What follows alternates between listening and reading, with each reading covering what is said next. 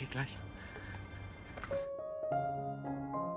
Halo teman-teman, di video kali ini admin mau nyeritain film yang berjudul She Said Maybe. Film ini menceritakan tentang seorang wanita yang selama bertahun-tahun hanya hidup bersama ibunya dan mengira kalau dia nggak punya anggota keluarga lain. Ketika wanita ini berlibur ke kota Istanbul bersama pacarnya, mereka tiba-tiba diajak ke sebuah rumah mewah dan dikenalkan dengan nenek wanita itu yang ternyata orang yang sangat kaya. Hidup wanita ini pun akhirnya berubah total karena sekarang dia dipandang sebagai masyarakat kelas atas dan rencananya sang nenek juga akan menjadikannya sebagai ahli waris. Nah, kira-kira bagaimanakah kisah pria dan wanita ini selanjutnya? Yuk langsung aja admin mulai alur cerita filmnya. Cerita film ini berawal dari sepasang kekasih bernama Chan dan Mavi, di mana hari itu Chan berencana melamar Mavi untuk menikah. Kebetulan Chan udah mengatur agar proses lamaran ini bisa ditonton oleh keluarga mereka, tapi sayang semua rencananya gagal total karena Mavi meluncur lebih dulu. Di malam harinya, Mavi kemudian menelpon sahabatnya yang bernama Nora dan mengatakan kalau dia udah menduga kalau Chan akan melamarnya. Sebenarnya Mavi sangat mencintai Chan, namun sekarang dia belum siap untuk berkomitmen karena Mavi baru aja mendapatkan penghargaan di bidang arsitek dan ingin bekerja di luar negeri. Sementara itu di tempat lain, Chan juga menelpon adiknya yang bernama Musa yang langsung memberi saran agar kakaknya berani melamar Mavi saat ini juga. Namun sayangnya pembicaraan mereka harus berakhir karena Mavi tiba-tiba datang menemui Chan dan ingin mengajaknya untuk memulai makan malam. Sambil menikmati makan malam mereka, Chan kemudian mencoba saran dari adiknya yaitu untuk langsung melamar Mavi. Namun Chan gak dapat kesempatan yang pas untuk bertanya karena Mavi terus aja memotong pembicaraannya akibat merasa kepedesan saat menyantap makanan.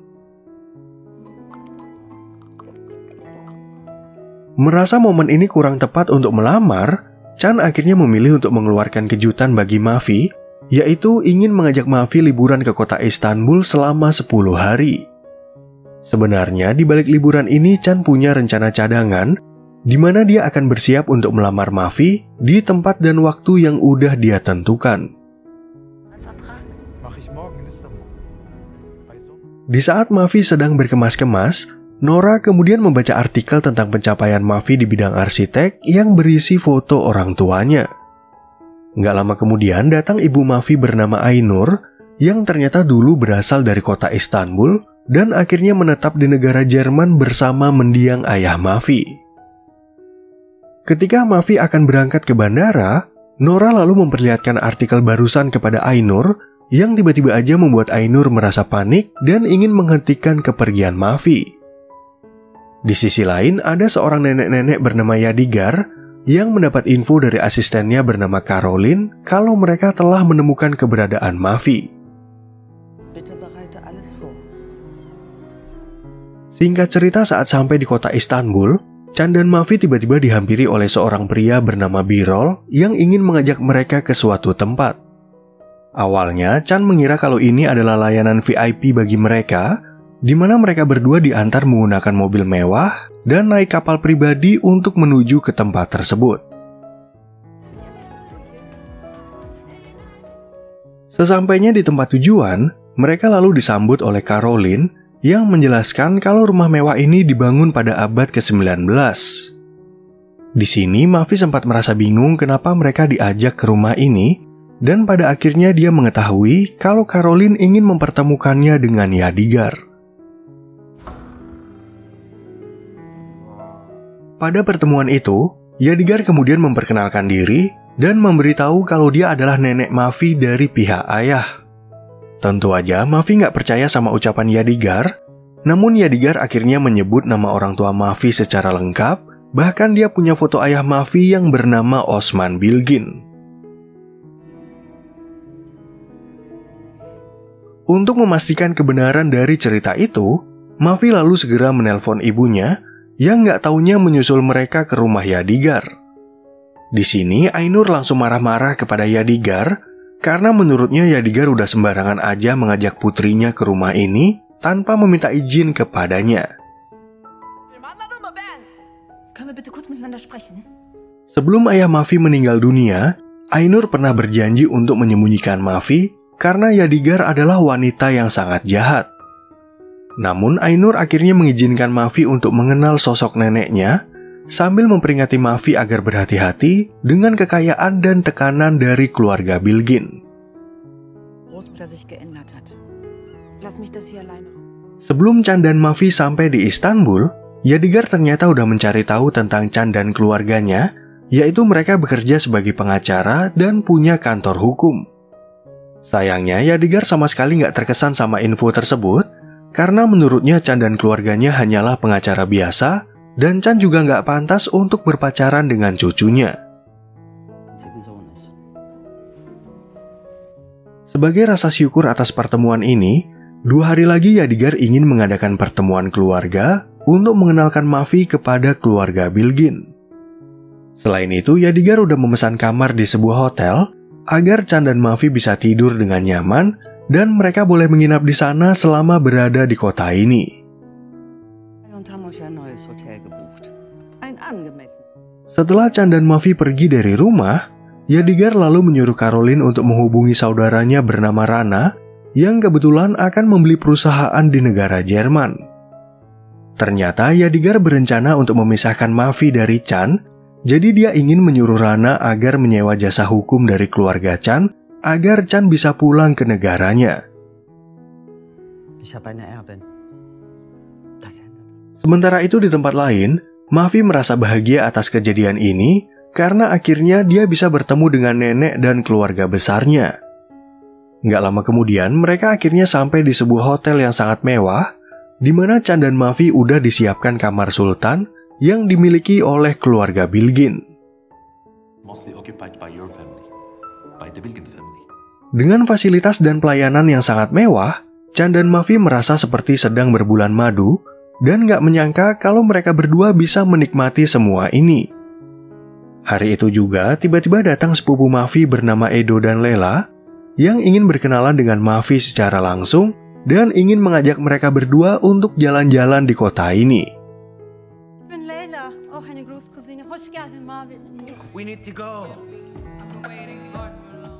Di tengah perjalanan, Edo dan Lela kemudian bercerita tentang sejarah dari keluarga Bilgin dan bagaimana keluarga ini bisa menjadi keluarga terkaya di kota Istanbul.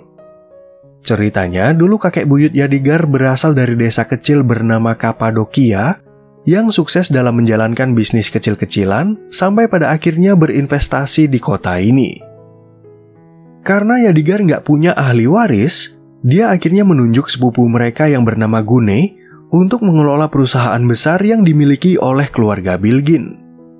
Kebetulan seminggu lagi Yadigar akan mengadakan ulang tahun di Kapadokia, dan saat itulah dia akan menunjuk siapa yang berhak mengelola perusahaan yang mungkin aja akan jatuh ke tangan Mafi.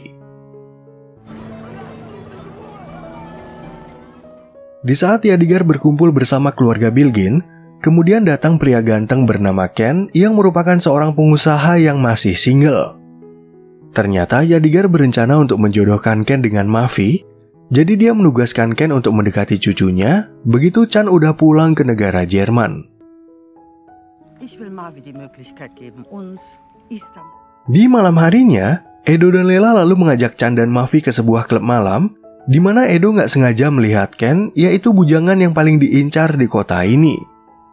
Selain itu, Edo dan Lela juga membahas tentang acara besok, tapi sayangnya Chan dan Mafi nggak punya pakaian bagus untuk menghadiri acara penyambutan Mafi. Sebelum berangkat ke acara pesta, Edo dan Lela kemudian mendatangkan penata rias dan busana untuk membantu Chan dan Mafi menyiapkan diri. Pada saat itu, Edo juga memberikan nasihat kepada Mafi, yaitu jangan pernah percaya pada anggota keluarga Bilgin, apalagi sama sepupu mereka yang bernama Gune.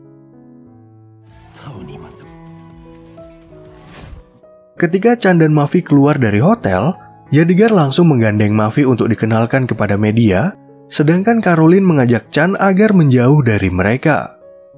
Sayangnya, Mafi nggak sadar kalau dia udah dipisahkan dari Chan, karena Yadigar mengajaknya untuk bertemu dengan anggota keluarga Bilgin, dan pada saat itu Mavi juga menjadi sorotan dari berbagai media.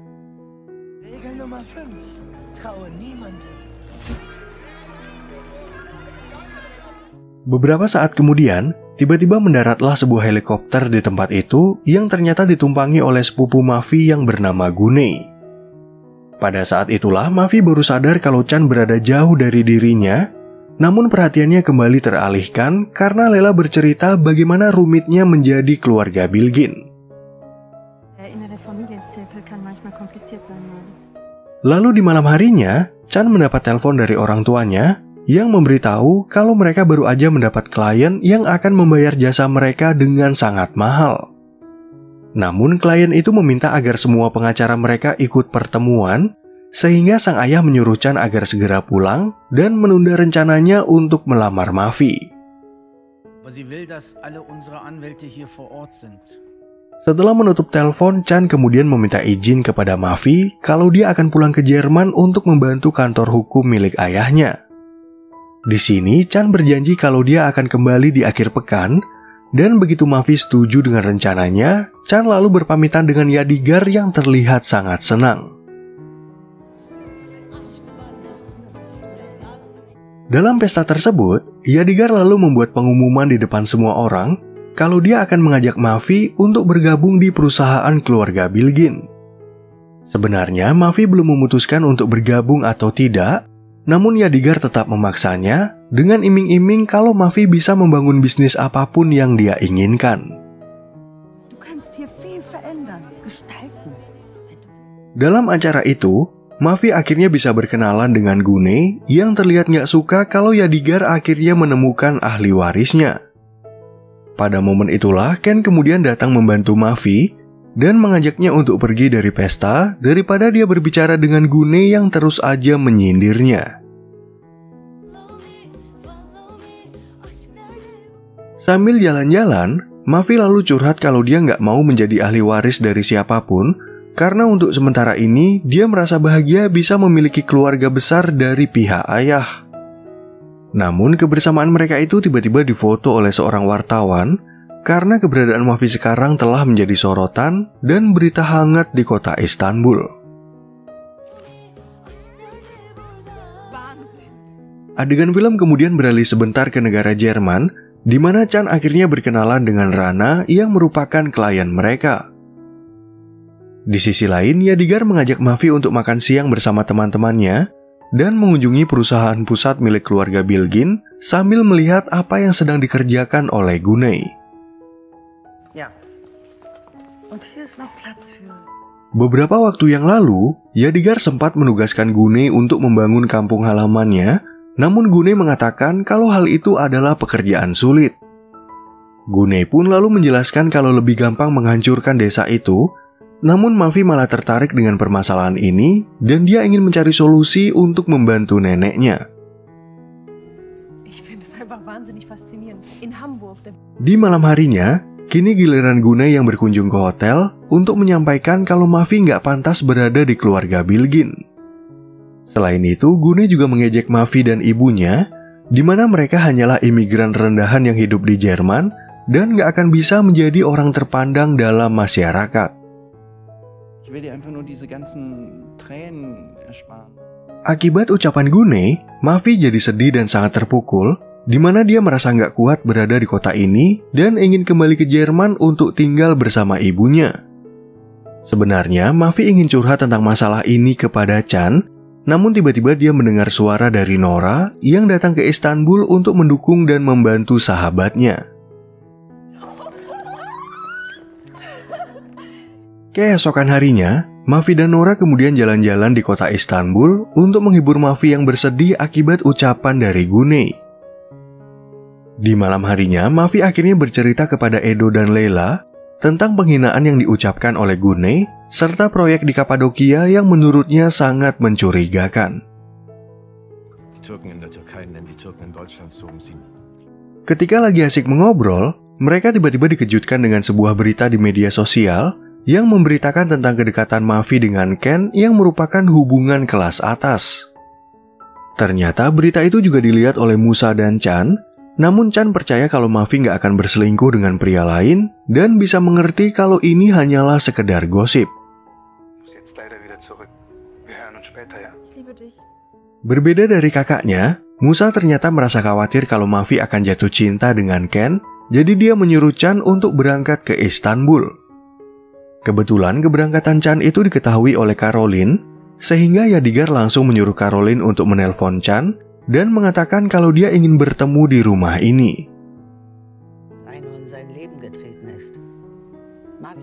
Singkat cerita, ketika Chan sampai di tempat tujuan, Yadigar langsung mengatakan kalau dia nggak setuju dengan hubungan Chan dan cucunya karena menurutnya mereka berdua berbeda kelas sosial. Di sini Yadigar lalu memberikan cek kosong kepada Chan, di mana Chan boleh menulis angka berapapun yang dia mau, asalkan Chan pergi dari kehidupan Mavi untuk selamanya.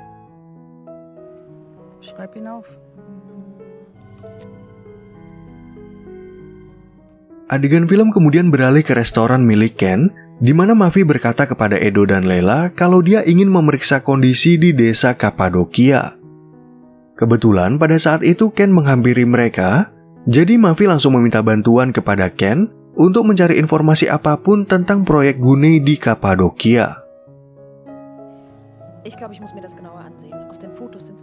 Di waktu yang bersamaan, Nora lalu mengirim pesan kepada Chan agar dia segera menyusul mereka yang sedang berada di restoran milik Ken.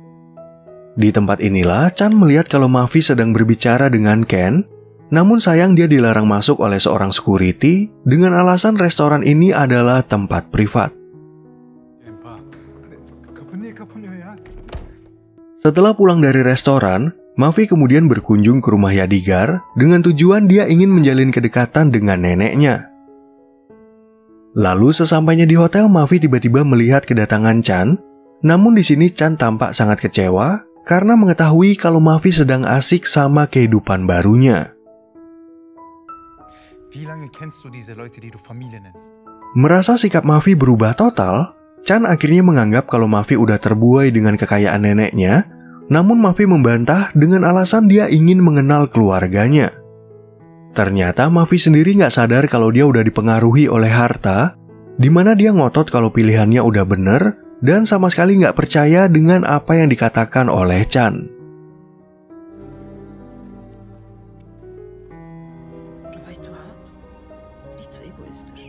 Keesokan harinya, Mavi dan yang lainnya akhirnya sampai di desa Kapadokia dengan menggunakan jet pribadi milik keluarga Bilgin. Di sisi lain, Chan nggak mau menyerah menolong Mavi, jadi dia mengatur rencana untuk mengundang keluarga mereka ke pesta ulang tahun Yadigar, dan dia akan melamar Mavi di acara itu. Selama berada di Kapadokia, Mavi lalu mulai meneliti kondisi dari beberapa bangunan dan mencari solusi agar Yadigar bisa melakukan proyek renovasi bagi desa asalnya. Kebetulan Mavi sempat berbicara dengan penduduk lokal yang mengatakan kalau desa ini udah dibeli oleh orang kaya yang naik helikopter dan rencananya akan membangun hotel mewah. Sesuai pembicaraan mereka dengan penduduk lokal, Edo dan Lela jadi merasa curiga kalau orang yang mereka maksud itu adalah Gune. Gak lama kemudian Ken datang menemui Mavi untuk memberikan info penting yang dia temukan, yaitu Gune terlibat dalam pembelian desa Kapadokia. Mengingat Ken ditugaskan untuk mendekati Mavi, dia lalu mengajak Mavi ke suatu tempat untuk menaiki balon udara sambil melihat pemandangan sekitar dan desa neneknya. Pada saat itulah Ken berusaha untuk menarik perhatian Mavi, di mana mereka berdua hampir aja berciuman, dan momen itu ternyata difoto oleh pengemudi balon udara. Di saat mereka kembali ke desa, Chan ternyata udah menunggu kedatangan Mavi dan merasa cemburu karena Mavi pergi dengan pria lain. Pada saat itu, Chan sebenarnya ingin mengutarakan sesuatu kepada Mavi, namun kebersamaan mereka itu dipotong oleh Yadigar yang ingin berbicara berdua dengan cucunya. Sesuai informasi yang dia dapatkan, Mavi lalu melapor tentang perbuatan Gune yang berencana untuk menghancurkan desa ini demi membangun kawasan perhotelan. Tentu aja Yadigar merasa kecewa mendengar laporan tersebut, karena selama ini dia udah menganggap Gunei sebagai anaknya sendiri yang gak taunya haus akan uang dan kekuasaan. Sebelum pesta ulang tahun Yadigar diadakan, Chan kemudian memberikan kejutan kepada Mavi, yaitu mengundang orang tuanya dan juga Ainur. Di acara itu, Yadigar lalu mengumumkan kalau Ken dan Mavi telah menyelamatkan desanya, di mana hal itu membuat Chan merasa cemburu, padahal malam ini dia berencana untuk melamar Mavi. Mumpung ada kesempatan, Chan akhirnya mengajak Mavi untuk berbicara tentang perbuatan Yadigar, namun pembicaraan mereka itu lagi-lagi diganggu oleh Gunei. Ternyata Gunei mengetahui kalau Chan udah bertemu dengan Yadigar, jadi dia sengaja menuduh Chan telah menerima cek kosong dengan syarat Chan mau menghilang dari kehidupan Mavi. Sementara itu di tempat lain, Ibu Chan gak sengaja mendengar pembicaraan Yadigar yang mengatakan kalau Chan gak pantas berpasangan dengan Mavi. Ucapan itu tentu menimbulkan keributan di kalangan orang tua, di mana Ainur akhirnya membongkar kejahatan Yadigar di masa lalu yang ingin membayarnya dengan cek kosong untuk putus hubungan dari putranya.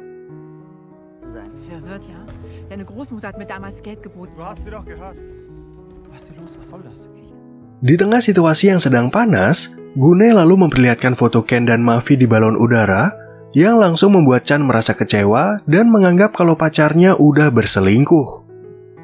Gara-gara foto itu, Chan dan Ken jadi terlibat perkelahian, dan karena Chan udah nggak sanggup mempertahankan Mavi, dia akhirnya memilih untuk menyerah dan menyudahi hubungan mereka.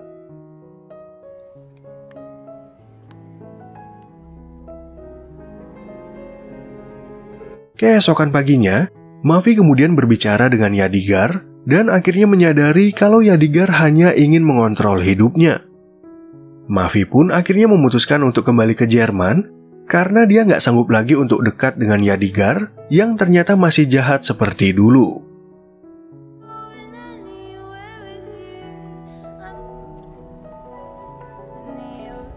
Ketika udah kembali ke Jerman, Ainur bercerita kalau dia mendapat telepon dari Yadigar yang ingin memberitahu kalau dia telah memilih Layla sebagai pengganti Gunei.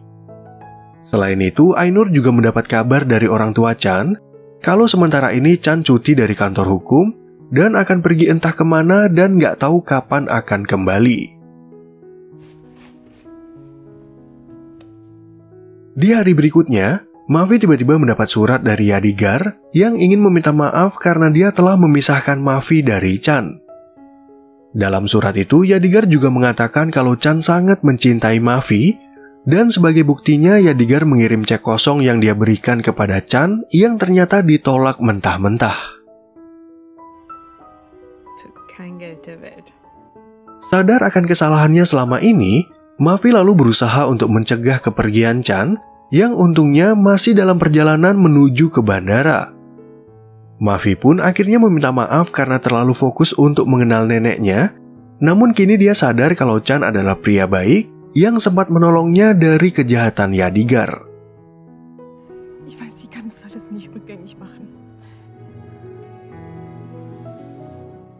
Beberapa waktu kemudian, Chan dan Mavi akhirnya melangsungkan pernikahan yang sederhana. Di acara itu, mereka berdua juga mengundang Yadigar dan keluarga Bilgin, di mana sekarang Yadigar terlihat udah berubah dan bisa berdamai dengan Ainur. Nah, oke teman-teman, sekian ya perjumpaan kita di alur cerita film yang berjudul She Said Maybe. Semoga teman-teman semua merasa terhibur sama alur cerita film ini, dan sampai jumpa di video yang berikutnya.